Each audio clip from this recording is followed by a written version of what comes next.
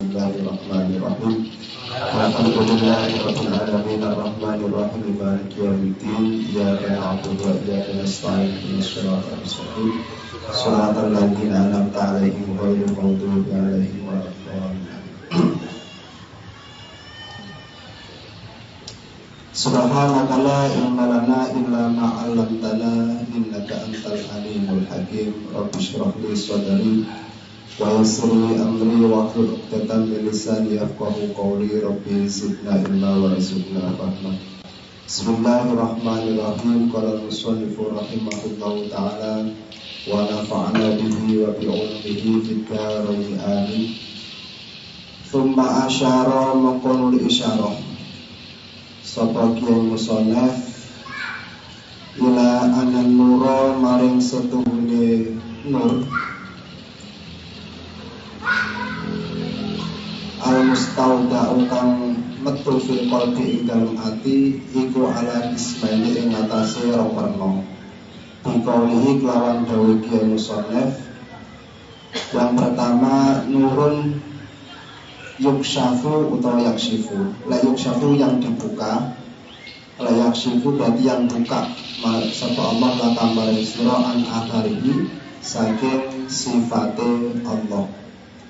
Cahaya yang dibuka bagimu dari sifatnya Allah. Ai an ahwalil mukawwanat, tegese saking pira-pira tingkahe barang kang wujud. Fatat lu'a mongko mencorong apa ahwal ala ahwal apa athar ala ahwal ibadi ngatasi tingkahe pira-pira kawula. Wala malan ing atase barang fauqa samai kang tetep ing dalem pira-pira langit. Wa malan barang tangkal arti kang tetep ing dalem sakmesare bumi. Wa hadza utai kiki kasyaf iku sama dan arana penghada kasfan ing arang kasyaf suwarian kang bangsa suwari. Wa huwa utawi kasab suwari iku laisa ora ana apa kasab suwari iku muktanan kang den tanggeni apa binur ingkang muhaddiqin mungge ulama kang wis hakikat. Kita lanjut ke masalah nur. Kemarin ada cahaya yang asli sudah ada di dalam hati yang berpotensi bisa menyerap atau ditambah cahaya yang ada di alam semesta yang sudah dicipta oleh Allah sejak zaman azali. Jika mampu menyerap cahaya dengan banyak, maka semakin teranglah cahaya hatinya. Ketika hati seseorang itu sudah bercahaya, cahayanya semakin terang, maka berpotensi dia dikasyafkan oleh Allah, dibukakan satu pintu gaib sehingga dia bisa melihat menembus langit ketujuh, bisa melihat ke dalam bumi, bisa melihat apa-apa yang pernah dilakukan oleh seseorang, masa lalu, masa yang akan datang. Tubuh bercahaya itu kalau semuanya dibukakan. Makanya tentu kita pernah mendengar ada wali-wali yang ampuh, yang kalau ngomong masa lalu ternyata kejadian, gitu. Masa yang akan datang ternyata seperti misalkan ramalan Gus Dur, ada juga seperti itu. Oh, kamu besok jadi panglima, oh kamu besok jadi ini. Beliau Said Akhir Siraj dulu pernah diramal atau Gus Dur ngomong kamu tahun ini atau kamu ketika umur sekian kamu menjadi ketua PBNU. Semuanya itu kejadian. Bahkan Gus Dur sendiri ketika mau menjadi presiden sebelumnya juga nyeletuk, aku mau jadi presiden. Padahal beliau bukan orang politik, moro-moro kok nyentuh apapun tadi, dan ternyata benar lagi. Beliau juga sebenarnya tahu Pak, kalau jadi presiden waktunya juga tidak lama itu tahu. Tapi bagaimanapun juga itu memang tahapan yang harus dilalui oleh beliau. Jadi harus dilakoni ngono. Lah lek kanggo wong ora ngerti bahasane presiden duduk akhirnya dilengser kan seperti itu. Padahal memang hakikatnya itu sudah didesain oleh Yang Maha Kuasa. Dan ada proses peralihan dari yang tadinya otoriter kemudian menjadi apa bahasanya sing bebas bukan yang liberal tadi ya Allah demokrasi dari yang tadinya otoriter di masa Pak Harto kemudian di era Gus Dur dirubah menjadi demokrasi seperti itu. Terus kemudian kasyaf itu sendiri, jadi proses terjadinya seseorang bisa melihat kepada yang gaib itu namanya kasyaf, ya. Kasyaf itu ada dua macam. Satu disebut kasyaf suwari. Kasyaf atau kita bisa melihat satu bentuk atau satu wujud. Contoh melihat bisa melihat malaikat, bisa melihat gambaran di masa lalu, bisa melihat gambaran di masa yang akan datang. Kayak baginda Nabi Muhammad SAW dulu pas perang Khandaq, pas gali parit, ketika beliau memukulkan ganco untuk memecah satu batu cadas yang ada di dalam tanah, ada percikan api cret. Biasa toh, besi menghantam batu kemudian cret. Nah, dalam keadaan sekejap cret itu Pak, itu Kanjeng Nabi roh di masa yang akan datang di Konstantinopel, kalau nggak salah sekarang kita sebut Turki, dan di bawahnya negeri-negeri bawahnya besok akan menjadi kekuasaan Islam. Nyatanya sampai sekarang Turki, bahkan dulu Turki itu tak pernah menjadi atau menjadi ibu kota kekhalifahan Islam di masa Utsmaniyah. Makanya disebut Khalifah Ottoman, dinasti Utsmaniyah.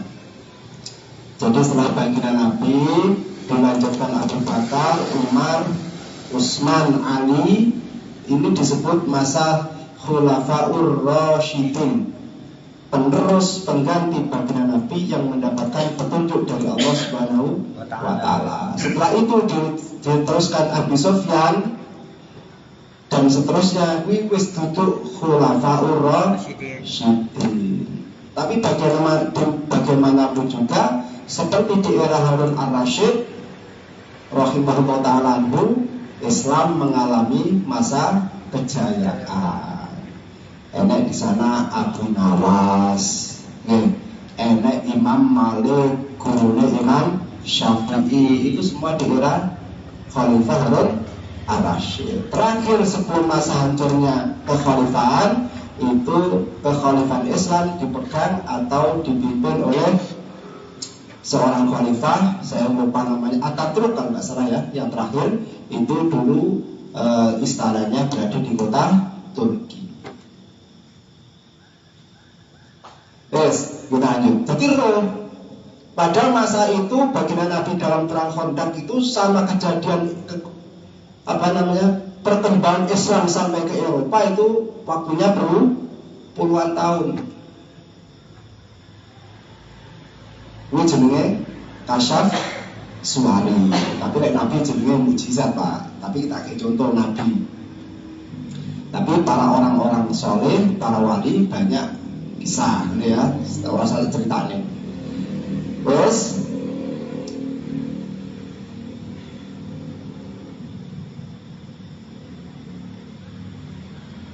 Kayak misalnya Kusmi itu kalau kemana-mana itu pakai kacamata hitam.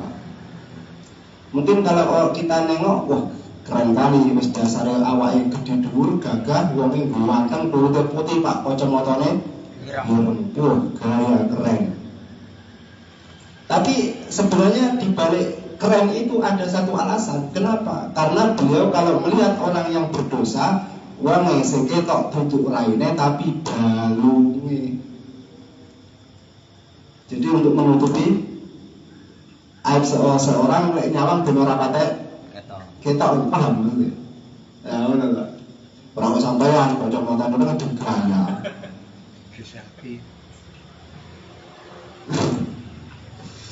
Kayak ini ziarah kubur. Enten sing kacamata tentang aku tak nyawa tempat penting. Iya ya jeneng. Ya kacamata pengen Al-Fatihah. Ya apa-apa ngono. Tapi ya gaya contoh mawon ibu, antara model awal gaya. Terus kita lanjut lagi. Lalu kemudian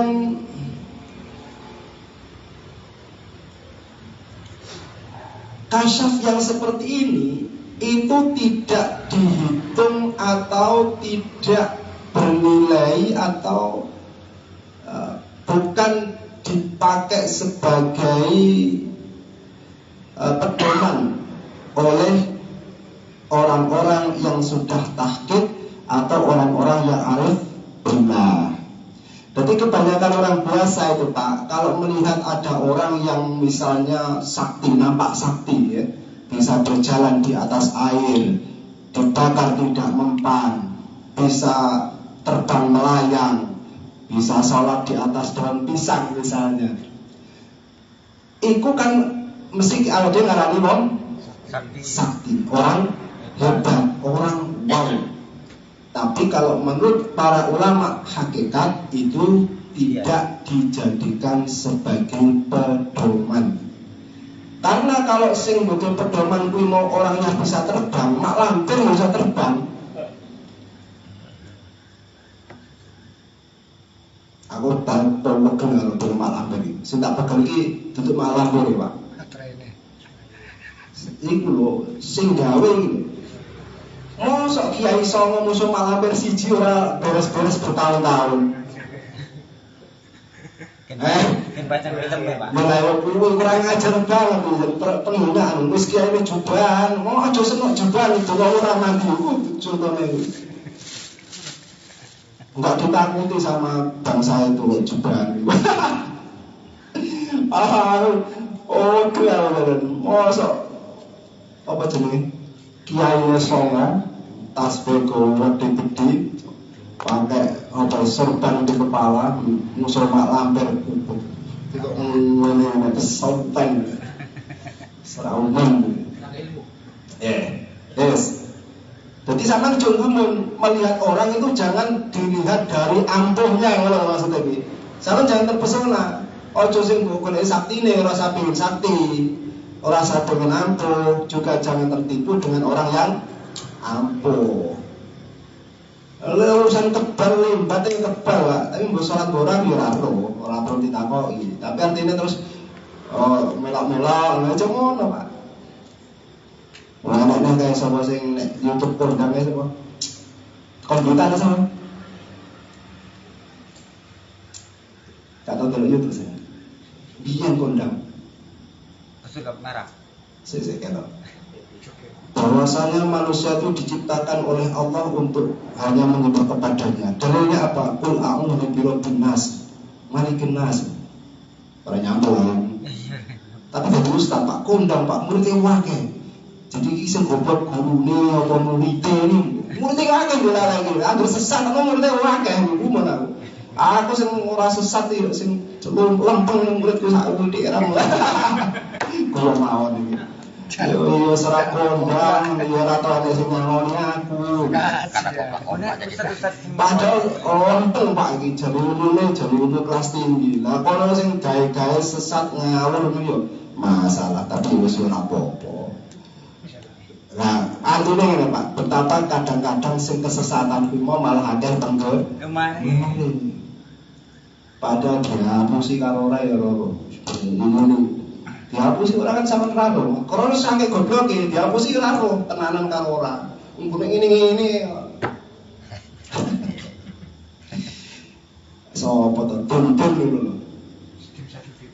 Udun Samsudin, betul Muhammad ya. Itu Samsudin Jadab. Ya Allah. Tahu kamu Samsudin Jadab?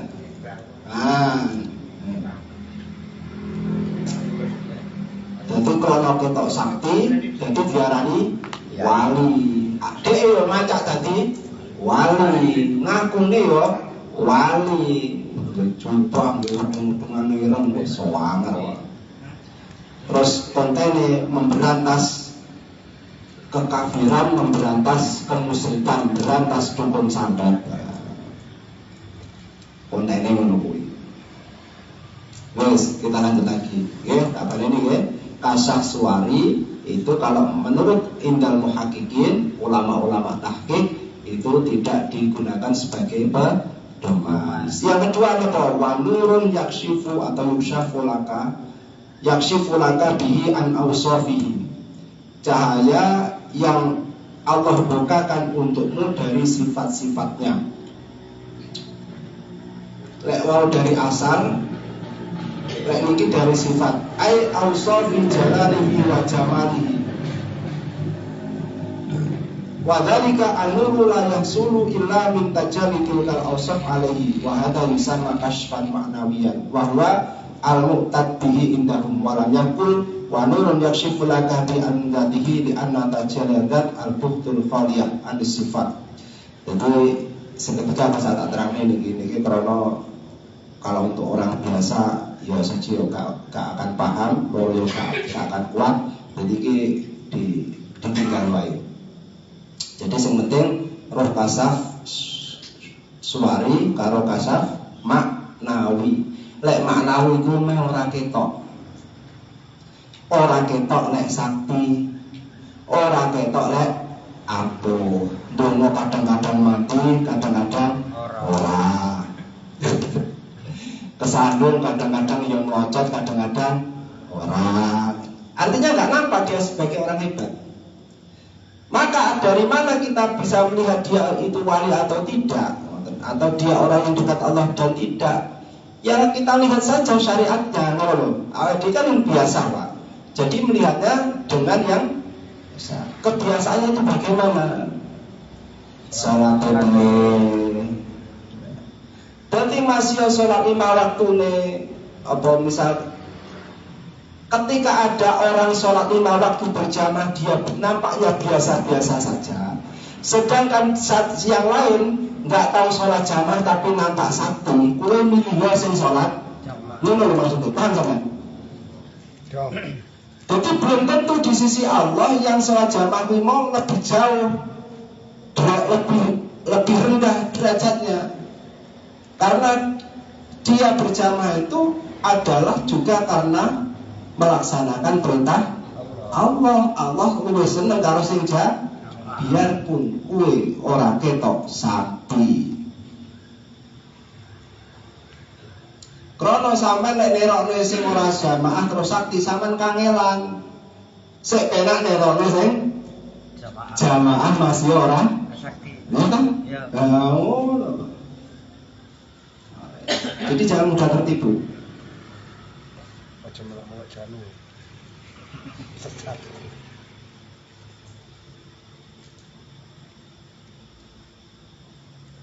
Pernah ada kisah.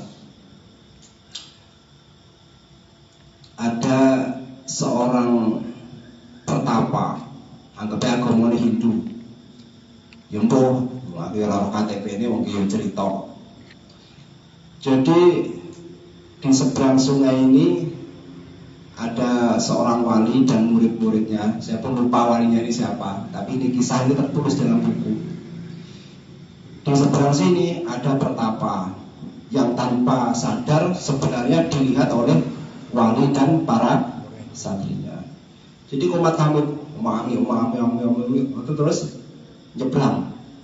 melayu di atas air. Ternyata baru beberapa langkah mentas meneh.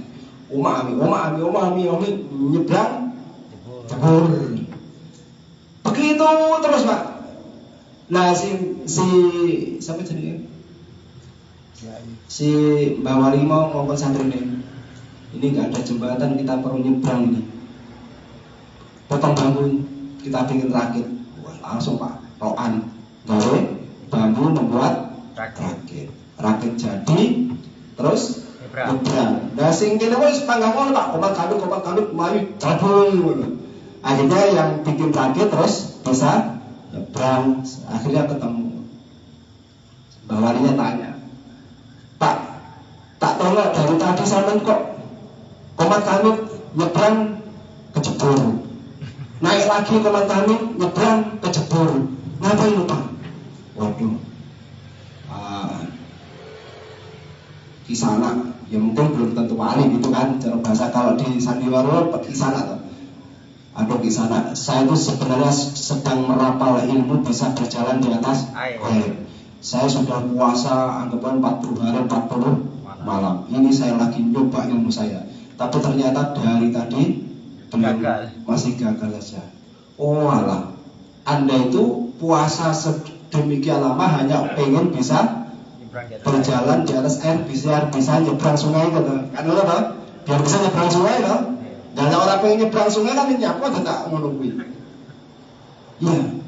Oh, saya pikir Anda salah.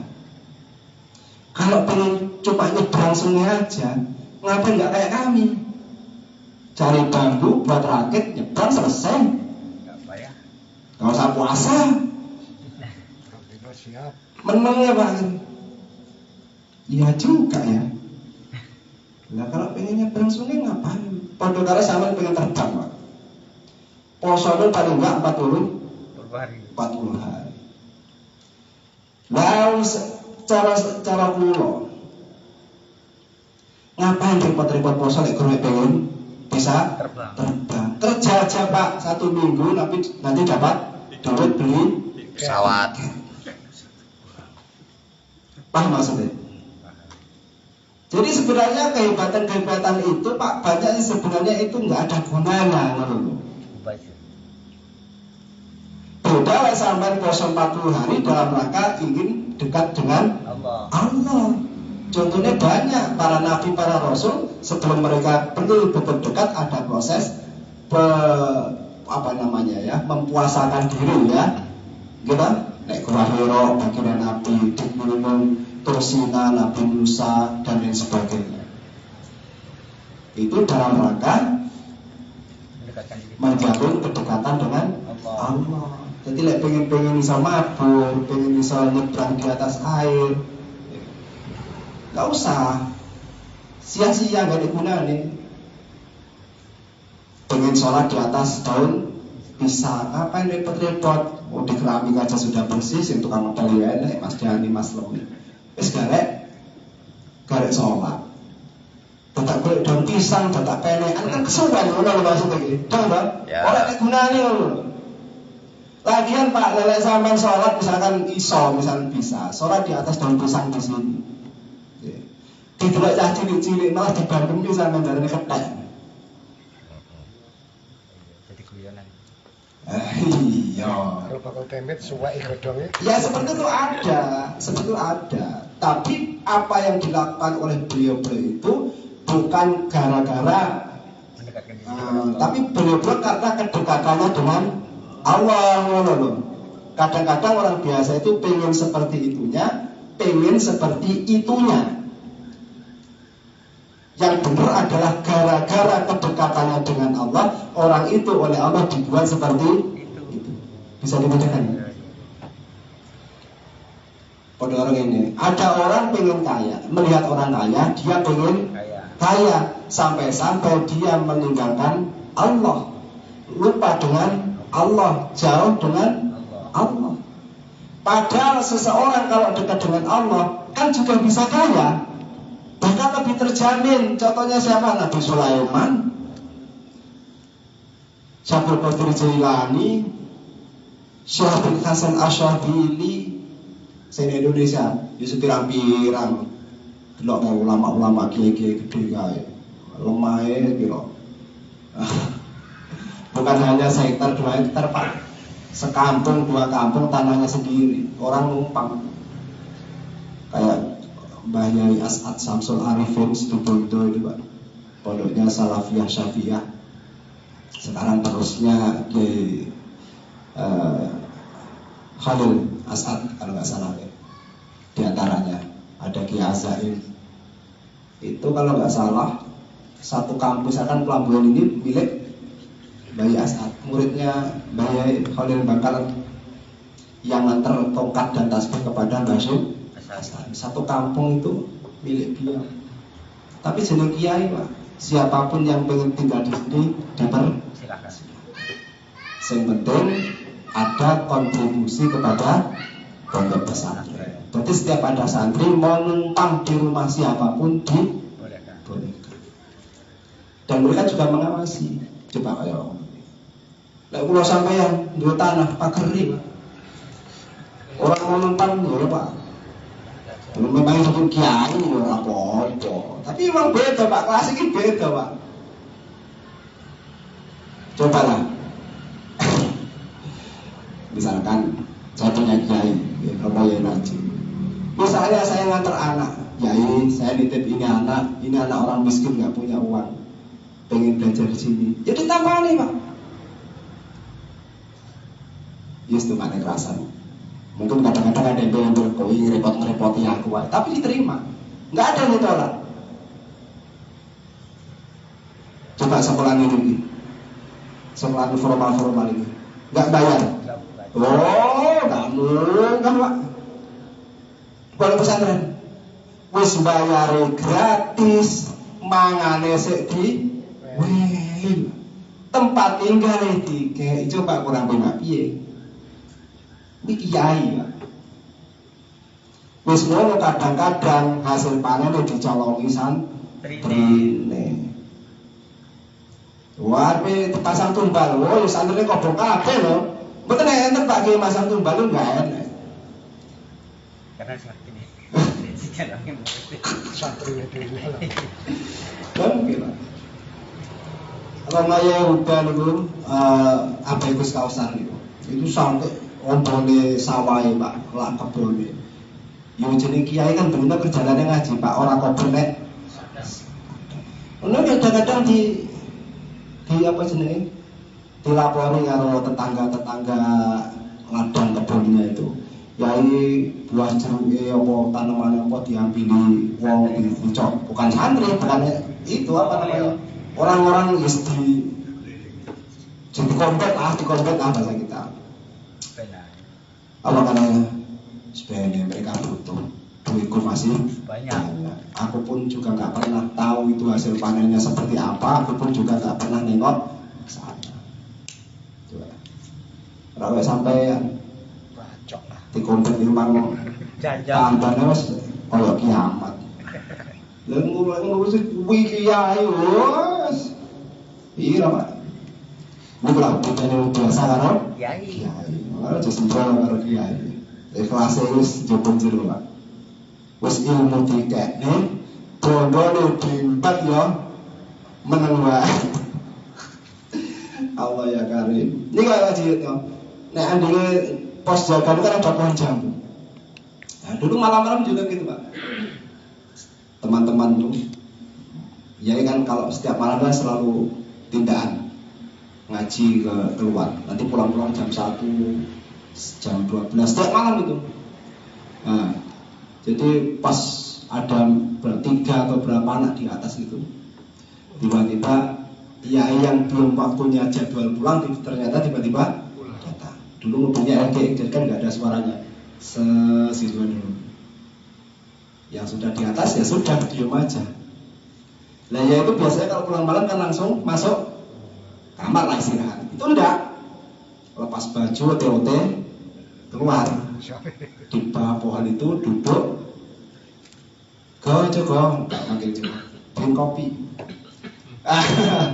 Jadi malah duduk di bawah sambil menikmati kopi yang di atas lagi, Pak. Itu kiai. Ya enggak di, ya enggak gitu, enggak kayak saya. Dibiarkan saja. Terus kopinya habis, ngerokok terakhir terus masuk ke Kamar. ya sudah.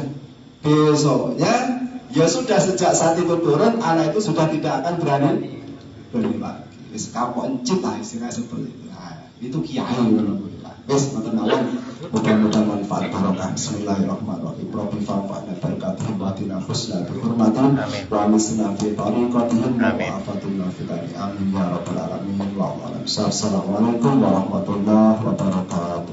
Waalaikumsalam warahmatullahi wabarakatuh.